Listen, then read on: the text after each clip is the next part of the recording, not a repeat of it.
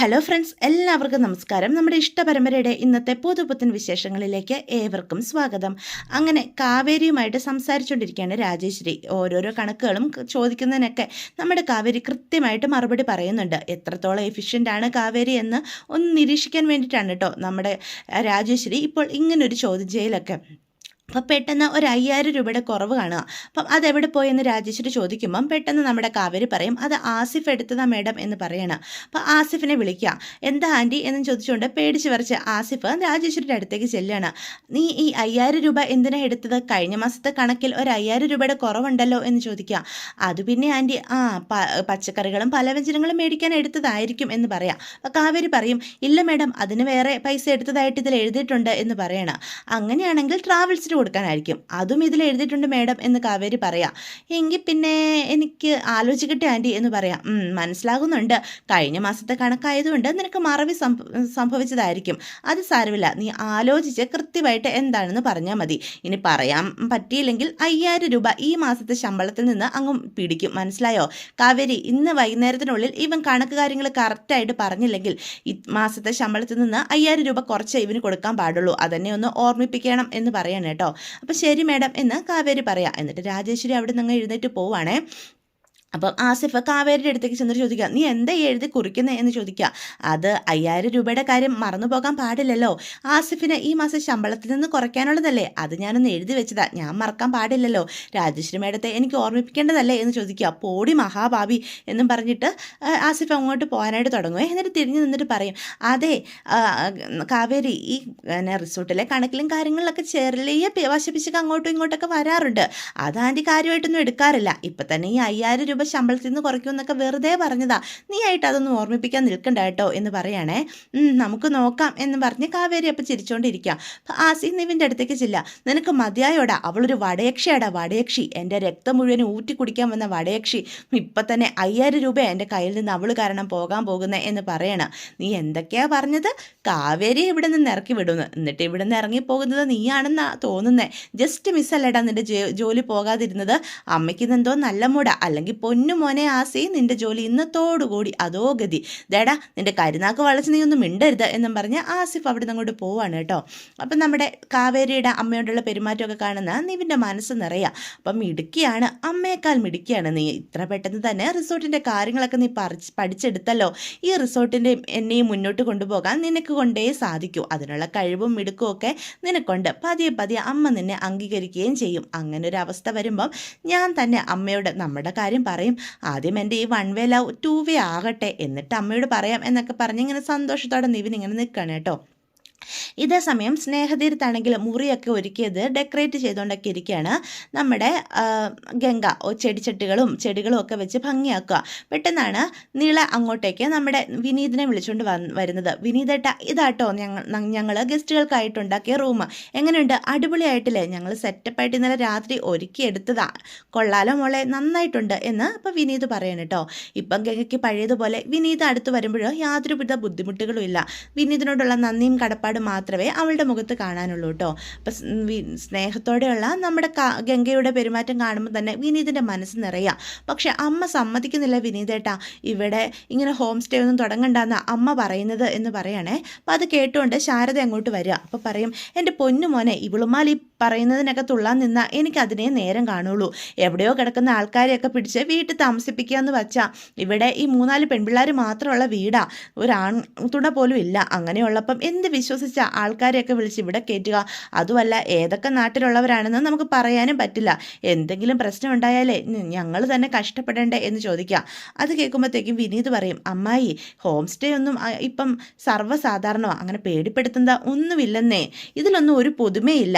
നമ്മുടെ പുഷ്പവാടിയിൽ തന്നെ എത്ര പേര് ഇപ്പോൾ ഹോം സ്റ്റേ നടത്തുന്നുണ്ടെന്ന് അറിയാവോ? എൻ്റെ പൊന്നു മോനെ, എല്ലാവരും ഇത് നടത്തുന്നുണ്ടെന്ന് വെച്ച് നമുക്കിതൊക്കെ ചെയ്യാൻ പറ്റുമോ മോനെ എന്ന് ശാരദ ചോദിക്കുക. മോനെ, മരുന്ന് കിട്ടിയായിരുന്നോ എന്ന് ചോദിക്കുകയാണ് കേട്ടോ. അപ്പോൾ ഒരു മരുന്നെടുത്ത് നമ്മുടെ വിനീത് ശാരദയുടെ കയ്യിലേക്ക് കൊടുക്കുക. ഇത് എന്തിനുള്ള മരുന്നടി എന്നപ്പോൾ ഗംഗ ചോദിക്കുക. തലവേദനയ്ക്കുള്ളതടി എന്നപ്പം ശാരദ മറുപടി പറയാ. രാത്രി മുഴുവനും നല്ല തലവേദനയായിരുന്നടി. രാവിലെ വിനീത് വിളിച്ചപ്പോൾ ചോദിച്ചു, ഇങ്ങോട്ട് പോരുന്നുണ്ടോ, വല്ലതും വേണോന്ന്. അപ്പോഴാണ് ഞാൻ മരുന്നിൻ്റെ കാര്യം ഓർമ്മ വന്നത്. നിന്നോട് പറഞ്ഞാലും നീ പോയി മേടിച്ചുകൊണ്ട് വരണമല്ലോ, അവിടെ വരെ പോകണം. അപ്പം ഗംഗ പറയും മരുന്നിൻ്റെ കാര്യമല്ല, തലവേദനയുടെ കാര്യം അമ്മ പറഞ്ഞില്ലല്ലോ എന്നാണ് ഞാൻ ഉദ്ദേശിച്ചത്. അപ്പം ശാരദ പറയും എന്നായാലും കാര്യം പറഞ്ഞാൽ പോരെ, മോനെ ഊണ് കഴിഞ്ഞിട്ട് പോയാൽ മതി കേട്ടോ എന്ന് പറയാം. അമ്മായി കടയിൽ കുറച്ച് ജോലി ഉണ്ടായിരുന്നു എന്ന് വിനീത് പറയാം.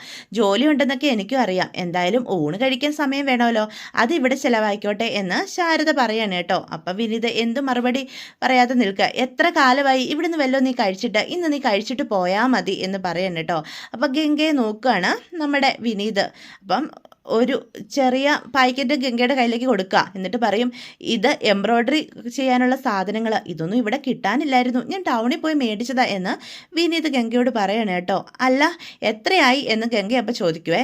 ഇതിൻ്റെ പണം കൊടുക്കാൻ വേണ്ടിയിട്ടേ വീടിൻ്റെ ആധാരം പണയം വെച്ചേക്കുക, കൃത്യം തുക എനിക്ക് ഓർമ്മയില്ല, വേണമെങ്കിൽ ബാങ്കിൽ ചോദിച്ചിട്ട് ഞാൻ പറയാം എന്ന് ഗംഗയെ കളിയാക്കി ഇച്ചിരി പരിഭവത്തോടു കൂടി വിനീത് പറയണേ കേട്ടോ. അത് കേൾക്കുമ്പോൾ ഗംഗയ്ക്ക് ചിരി വരുന്നുണ്ട്.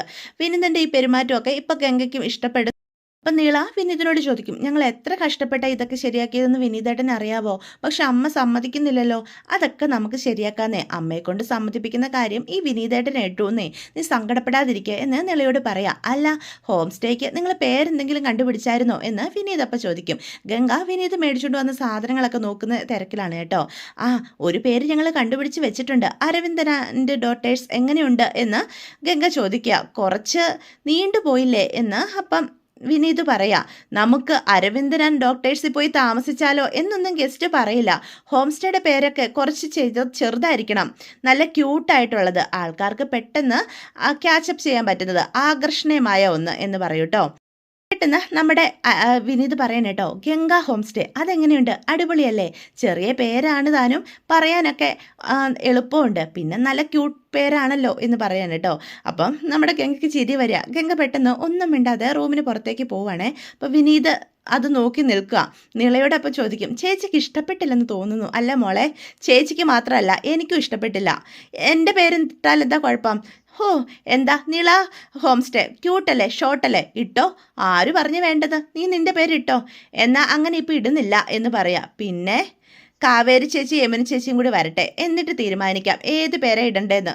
എൻ്റെ പൊന്നേ അങ്ങനെയെങ്കിൽ അങ്ങനെ എന്നും പറഞ്ഞ് വിനീത് നമ്മുടെ നിളയെ കൊഞ്ചിക്കും കേട്ടോ.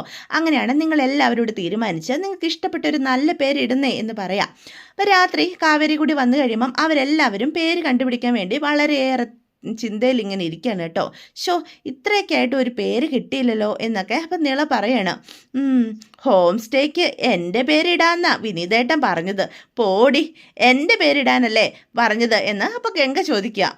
അത്രയ്ക്കൊക്കെ ആയി, വിനീതേട്ടനോട് ചോദിച്ചാൽ ഈ ലോകത്തുള്ള സകലതിനും ഗംഗേച്ചിയുടെ പേരിടാനേ പറയുള്ളൂ, അതിലെ വലിയ പുതുമയൊന്നും ഇല്ല എന്ന് യമുന പറയാം. അപ്പോൾ ഗംഗ പറയും എൻ്റെ പൊന്നോ വിട്ടേക്ക്, അറിയാതൊന്ന് പറഞ്ഞു പോയതാ എന്ന് ഗംഗ പറയാം. ശരി, ഇപ്പം ഓരോ റൂമിനും ഓരോരുത്തരുടെ പേരിടാം. ഗംഗേച്ചിയുടെ നിളയുടെ പേര് തൽക്കാലം നമുക്ക് ഇപ്പോഴത്തെ റൂംസിലിടാം. ഹോം സ്റ്റേ വലുതാകുമ്പം കൂടുതൽ റൂം വരുമ്പം നമുക്ക് മറ്റുള്ളവരുടെ പേരും ഇടാം. കാവേരി കോട്ടേജ്, യമുന കോട്ടേജ്, അങ്ങനെ. എങ്ങനെയുണ്ട് എൻ്റെ ഐഡിയ?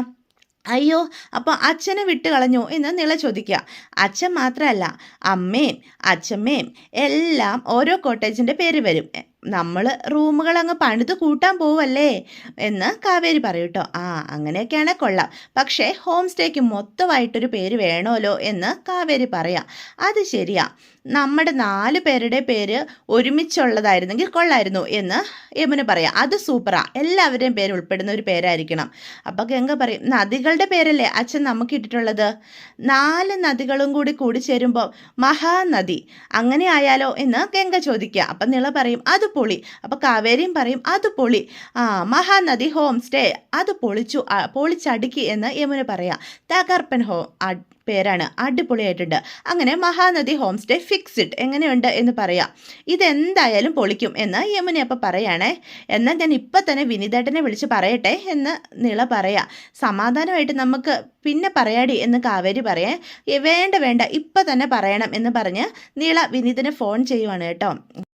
ഇതേ സമയം നമ്മുടെ വിനീത് അവൻ്റെ കടയിൽ ഓരോരോ പണികളൊക്കെ ചെയ്തുകൊണ്ടിരിക്കുകയാണ് കേട്ടോ. ഇതുവരെയും വീട്ടിൽ പോയിട്ടില്ല, തയ്യൽ ചെയ്യാനുള്ള പരിപാടി തന്നെയാണ്. അപ്പോഴാണ് കാവേരിയുടെ ഫോണിൽ നിന്ന് കോൾ വരുന്നത് കാണുന്ന വിനീത് അത് അറ്റൻഡ് ചെയ്യുക. പറ കാവേരി, എന്തെങ്കിലും പ്രശ്നമുണ്ടോ? എന്താ ഈ രാത്രി വിളിച്ചത് എന്ന് ചോദിക്കുക. അപ്പം നിള പറയും, കാവേരി ചേച്ചി അല്ല, ഞാൻ നിളയാ വിനീതേട്ടാ എന്ന് പറയാം. നിളക്കുട്ടിയായിരുന്നോ എന്ന് ചോദിക്കുക. പറഞ്ഞോ നിളക്കുട്ടി, എന്താ കാര്യം? വിനീതേട്ടാ, നമ്മൾ ഹോം സ്റ്റേക്ക് ഒരു പേര് കണ്ടുപിടിച്ചു. പേര് കണ്ടുപിടിച്ചോ? എന്താ പേര്? മഹാനദി. മഹാനദി അടിപൊളിയായിട്ടുണ്ടല്ലോ, നല്ല ഹോം സ്റ്റേ ആണല്ലോ. അപ്പം യമുന അവിടെ നിന്ന് വിളിച്ചു പറയും, മഹാനദി ഹോം സ്റ്റേ എങ്ങനെയുണ്ട് വിനീതേട്ടാ എന്ന് നിള വീണ്ടും ചോദിക്കും. പൊളിച്ചു, തകർത്തു, കിടുക്കി, അടിപൊളിയായിട്ടുണ്ട് എന്ന് പറയാം. അപ്പം എല്ലാവർക്കും ഇഷ്ടപ്പെടും. അപ്പം യമുന പറയും, വിനീതേട്ടൻ ഹോം സ്റ്റേക്ക് ഗംഗേച്ചിയുടെ പേര് വെക്കാൻ പറഞ്ഞില്ലേ, അതിൽ നിന്ന് തോന്നിയതാ ഈ ഐഡിയ എന്ന് പറയണം. നന്നായി എന്ന് ഇപ്പം വിനീത് പറയും കേട്ടോ. പിന്നെ വിനീതേട്ടാ, ഒരു കാര്യം കൂടി പറയാനുണ്ട് എന്ന് നിള പറയും. പറഞ്ഞോടെ കുട്ട എന്ന് പറയേ. എന്നിട്ട് നിള വിനീതിനോട് ഒരുപാട് നേരം സംസാരിക്കുകയാണ് കേട്ടോ. അതവരെല്ലാം ശ്രദ്ധിച്ചുകൊണ്ടിരിക്കുകയാണ്. വിനീതിന് നിളയോടുള്ള സ്നേഹവും അടുപ്പവും കരുതലൊക്കെ കാണുമ്പം എല്ലാവർക്കും സന്തോഷമാകുക. അപ്പം പെട്ടെന്ന് കാവേരി ചോദിക്കും, ആ തോട്ടത്തിൻ്റെ കാര്യം നമ്മളങ്ങ് വിട്ട് കളഞ്ഞല്ലേ എന്ന് പറയാണ്. അപ്പം യമുന ചോദിക്കും, ഏത് തോട്ടത്തിൻ്റെ കാര്യമാ എന്ന് ചോദിക്കാം. ഇത്ര പെട്ടെന്ന് നീ മറന്നോ? നമ്മളെ അച്ഛൻ കൊണ്ടുപോയി കാണിച്ച ഒരു 5 ഏക്കർ തോട്ടം, ആ തോട്ടത്തിൻ്റെ കാര്യം എന്ന് പറയാം. അത് അച്ഛൻ മേടിച്ചതാണെന്നല്ലേ നമ്മളോടൊന്ന് പറഞ്ഞത്? അതെ. അപ്പം ഗംഗ പറയും, ജയബാലങ്ങൾ പറയുന്നത് അച്ഛൻ തോട്ടത്തിന് വേണ്ടി പണമൊന്നും കൊടുത്തിട്ടില്ലെന്നാ. അല്ല, അച്ഛൻ അങ്ങനെ കള്ളമൊന്നും പറയില്ലല്ലോ. അച്ഛൻ നമ്മളോട് മേടിച്ചെന്നല്ലേ പറഞ്ഞത്. സത്യം അറിയണമെങ്കിൽ തോട്ടത്തിൻ്റെ ഉടമസ്ഥൻ ആരാണെന്ന് നമ്മൾ കണ്ടുപിടിക്കണം എന്ന് കാവേരി അപ്പം പറയാണ് കേട്ടോ. നമ്മളിനി വൈകിപ്പിക്കേണ്ട ഗംഗേച്ചി. എൻ്റെ കണക്കുകൂട്ടലുകൾ ശരിയാണെങ്കിൽ അച്ഛൻ്റെ ചോരയുടെ വിലയാ ആ തോട്ടം. അച്ഛൻ അത്രയേറെ കഷ്ടപ്പെട്ട് മേടിച്ചതാ. അത് നമ്മൾ മക്കളായിട്ട് മറക്കാൻ പാടില്ല. അതെങ്ങനെയെങ്കിലും നമ്മൾ നേടിയെടുക്കണം എന്ന് കാവേരി പറയാണ്. അപ്പം കാവേരിയുടെ വാക്കുകൾ ശരിയാണല്ലോ എന്നുള്ള രീതിയിൽ എല്ലാവരും അത് കേട്ടുകൊണ്ടിരിക്കുകയാണ്. രാവിലെ തന്നെ നമ്മുടെ വിനീത് സ്നേഹതീരത്തേക്ക് വരികയാണ് കേട്ടോ. എന്നിട്ട് വരുമ്പം യമുന വരിക. നിളയെ വിളിക്കുക, നിള എവിടെ എന്ന് യമുനയോട് ചോദിക്കുക വിനീത്. ഇവിടെ ഉണ്ട്. അല്ല, വിനീതേട്ടൻ്റെ കയ്യിൽ എന്താ? അതൊരു സാധനമാണ്. ഞാൻ നോക്കട്ടെ എന്താണെന്ന്. നിന്നെ കാണിച്ചു തരാം, നീ ആദ്യം നിളയെ വിളിക്കുക. നിള വന്നാലേ ഇത് തുറക്കുള്ളൂ എന്ന് ചോദിക്കുകയാണ്. നീ അവളെ ആദ്യം വിളിക്കുക എന്ന് പറയുകയാണേ. അപ്പോൾ ഇവരുടെ ഈ ബഹളം കേട്ടുകൊണ്ട് ഗംഗ അങ്ങോട്ട് വരിക. അപ്പം യമുന പറയും, നിളയ്ക്ക് വേണ്ടിയിട്ട് വിനീതേട്ടൻ എന്തോ ഒരു സാധനം കൊണ്ടുവന്നിട്ടുണ്ട്. അപ്പം എന്താ വിനീതേട്ട എന്ന് നിള വന്ന് ചോദിക്കുകയാണ്. നിളയ്ക്ക് വേണ്ടി മാത്രമല്ല, എല്ലാവർക്കും വേണ്ടിയാ. പക്ഷേ ഇത് നിളക്കുട്ടി കാണുന്നതാ എനിക്ക് സന്തോഷം. നമുക്കിതൊരു അൺബോക്സിങ് വീഡിയോ ആക്കിയാലോ എന്ന് നിളയപ്പം ചോദിക്കാം. ഇതെന്താണെന്നുള്ള ആകാംക്ഷയിൽ ശ്വാസം മുട്ടി നിൽക്കുക ഞാനിവിടെ. അപ്പോഴേ അവളുടെ ഒരു അൺബോക്സിങ് വീഡിയോ എന്ന് യമുന പറയും. ചേച്ചി, എൻ്റെ ബ്ലോഗൊക്കെ കുറച്ച് നാളായിട്ട് മുടങ്ങി കിടക്കുക. എൻ്റെ സബ്സ്ക്രൈബേഴ്സിനോട് ചേച്ചി തന്നെ സമാധാനം പറയേണ്ടി വരും. അപ്പോഴത്തേക്കും നിൻ്റെ ഒരു സബ്സ്ക്രൈബേഴ്സ് എന്ന് യമുന പറയണേ. അപ്പോൾ കൊണ്ടുവന്നത് തുറന്ന് കാണിക്കുകയാണ് നമ്മുടെ വിനീത്. അത് വേറൊന്നുമല്ല, ഈ വീടിൻ്റെയൊക്കെ പ്രിൻ്റ് വെച്ചിട്ട് മഹാനദി ഹോം സ്റ്റേ എന്ന് എഴുതിയതാണ് കേട്ടോ. ഒരു ബോർഡ് പോലെ നല്ല രസമുണ്ട് കാണാനേ. അപ്പം അത് കാണുമ്പം അവർക്കെല്ലാവർക്കും ഒരുപാട് സന്തോഷമാവുകയാണ്. എങ്ങനെയുണ്ട് മഹാനദി ഹോം സ്റ്റേ? ഇത് അടിപൊളിയായിട്ടുണ്ട്. ഇതൊക്കെ എപ്പോൾ ഒപ്പിച്ച് വിനീതേട്ടാ എന്ന് യമുന ചോദിക്കുക. ഇതൊക്കെ കാണുമ്പോൾ ഗംഗയ്ക്ക് സന്തോഷമാവുക. അപ്പോൾ വിനീത് ചോദിക്കും ഗംഗയോട്, നന്നായിട്ടില്ലേ എന്ന് ചോദിക്കുകയാണേ. അത് കേൾക്കുമ്പോൾ യമുന പറയും, പിന്നെ പൊളിച്ചിട്ടില്ലേ, അടിപൊളിയായിട്ടുണ്ട്, ഒന്നും പറയാനില്ലേ വിനീതേട്ട, സൂപ്പർ എന്ന് നമ്മുടെ നിളക്കുട്ടിയും പറയും കേട്ടോ. അപ്പം നമ്മൾ ശരിക്കും തുടങ്ങാൻ പോവാണല്ലേ. തുടങ്ങാൻ തീരുമാനിച്ചതല്ലേ, പേര് നിശ്ചയിച്ചു, ഇനി എന്തിനാ വൈകിപ്പിക്കുന്നത് എന്ന് വിനീത് ചോദിക്കുക. ഹോം സ്റ്റേ തുടങ്ങിയ കാര്യം എല്ലാവരും അറിയണ്ടേ, അതിനുവേണ്ടി ഇത് സ്കൂൾ ജംഗ്ഷനിലും ഒരു ബോർഡ് വെക്കാം നമുക്ക് എന്ന് വിനീത് പറയാണ്. അപ്പം ഗംഗ ഇങ്ങനെ ആലോചിക്കുക, ഇതിപ്പോൾ എവിടെ വെക്കുക എന്ന് പറയും. ഇതിപ്പം റോഡിൽ കൂടെ വരുന്ന വണ്ടികൾക്ക് കാണാൻ പറ്റുന്ന രീതിയിൽ നമുക്ക് വെക്കണം എന്ന് വിനീത് പറയാണ്. അത് ശരിയാ. അപ്പം യമുന പറയും, അങ്ങനെയാണെങ്കിൽ അവിടെ വെച്ചാലോ എന്ന് പറഞ്ഞ് വീടിൻ്റെ ഒരു മൂല കാണിച്ചു കൊടുക്കുകയാണ് കേട്ടോ. അവിടെ വെച്ചാൽ എല്ലാം കാണാം. പക്ഷെ ഗംഗയ്ക്ക് ഇങ്ങ് തൃപ്തിയാകുന്നില്ലേ. വിനീതേട്ടാ, നമുക്കത് അവിടെ കൊണ്ട് വെക്കാം എന്ന് പറഞ്ഞ് യമുനയും നിളയും കൂടി അങ്ങോട്ട് കൊണ്ടുപോകാനായിട്ട് ശ്രമിക്കുക. പെട്ടെന്ന് ഗംഗ പറയും, അവിടെ നന്നായിട്ടില്ലേ എന്ന് പറയാം. നമ്മുടെ വിനീത് എപ്പോഴും ശ്രദ്ധിക്കുന്നത് ഗംഗയുടെ മുഖത്തേക്കാണ്. യമുനയും നിളയും ആദ്യം പറഞ്ഞ സ്ഥലം ഗംഗയ്ക്ക് അങ്ങ് ഇഷ്ടപ്പെട്ടിട്ടില്ലെന്ന് വിനീതിന് മനസ്സിലാകുന്നുണ്ട്. അതുകൊണ്ട് തന്നെ ഗംഗയുടെ അഭിപ്രായം അറിയാൻ വേണ്ടിയിട്ട് അവിടെ വെക്കാതെ വിനീതും ഗംഗയുടെ മുഖത്തേക്ക് തന്നെ നോക്കി നിൽക്കണം കേട്ടോ. അപ്പോഴാണ് ഗംഗ അവിടെ വെച്ചാൽ ശരിയാകില്ലേ എന്ന് പറയുന്നത്. അപ്പോൾ വിനീതും പറയും, അതെ അവിടെ വെച്ചാൽ ശരിയാകും എന്ന് പറയാം. അപ്പോൾ യമുന പറയും, അല്ലല്ല, ഞങ്ങൾ പറഞ്ഞ സ്ഥലം തന്നെയാണ് നല്ലത്, അതും നല്ലതാ, നല്ലതാ, പക്ഷേ ഗംഗ പറഞ്ഞ സ്ഥലമാണ് കുറച്ചും കൂടി നല്ലത്, കുറച്ചുകൂടി ആൾക്കാരുടെ ശ്രദ്ധ കിട്ടുന്നത് അവിടെ വെക്കുമ്പോഴാ. ബാ, നിങ്ങളെല്ലാവരും ബാ എന്ന് പറയണം കേട്ടോ. അങ്ങനെ വിനീത് അവരെയും കൂട്ടിക്കൊണ്ട് ഗംഗ പറഞ്ഞ സ്ഥലത്ത് തന്നെ വിനീത് കൊണ്ടുവന്ന ബോർഡ് വെക്കുവാണേ. അപ്പം ഗംഗയുടെ മുഖത്തെ സന്തോഷവും എല്ലാം വിനീത് ശ്രദ്ധിക്കുന്നുണ്ട്. വിനീതിന് ഗംഗയോടുള്ള പ്രണയം ഓരോ നിമിഷവും കാണാവേ.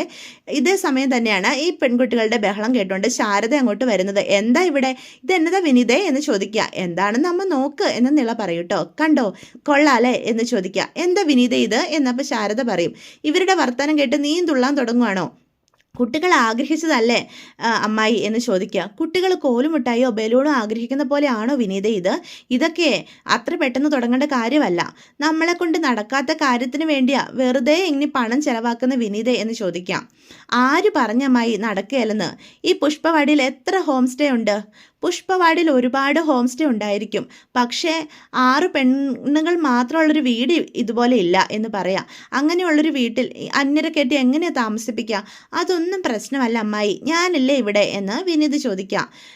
ജീവനുള്ള കാലത്തോളം ഈ വീടിന് നിങ്ങൾക്ക് കാവലായി ഞാനുണ്ടാവും, അതുപോരെ എന്ന് ചോദിക്കുകയാണ്. എന്നെ മറികടന്ന് ആരും നിങ്ങളോട് ഒന്നും ചെയ്യാനായിട്ട് വരില്ല. ഇതൊക്കെ കേൾക്കുമ്പം ഗംഗയ്ക്ക് ഒരുപാട് സന്തോഷമാവുക.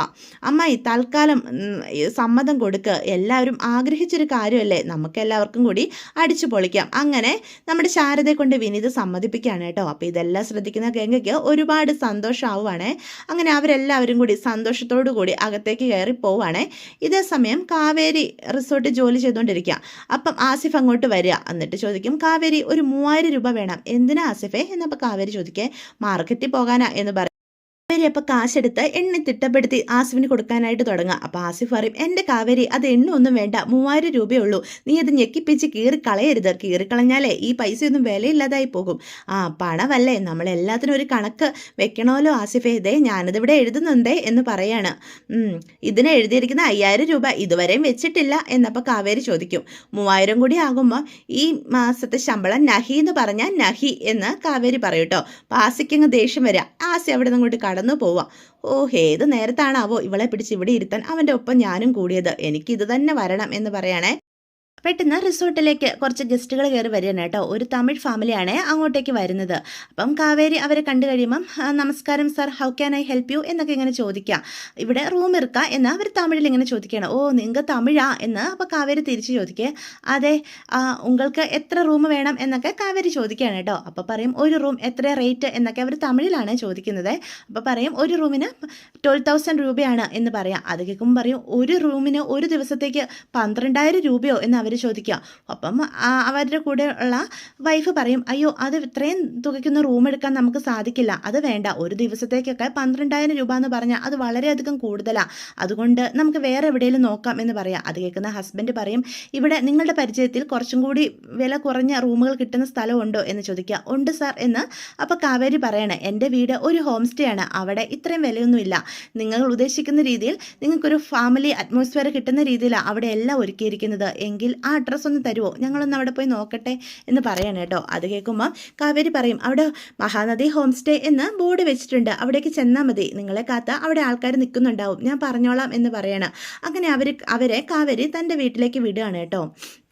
അപ്പോൾ ഇതൊക്കെയാണ് ഇന്നത്തെ എപ്പിസോഡിൻ്റെ വിശേഷങ്ങൾ. ഇപ്പോൾ വീഡിയോ ഇഷ്ടപ്പെട്ടുവെങ്കിൽ ചാനൽ സബ്സ്ക്രൈബ് ചെയ്യാൻ മറക്കരുത്, ലൈക്ക് ചെയ്യാനും മറക്കരുത്, നിങ്ങളുടെ അഭിപ്രായങ്ങൾ കമൻറ്റ്സ് വഴി എന്നെ അറിയിക്കാനും മറക്കരുത്. അപ്പോൾ എല്ലാവർക്കും ഗുഡ്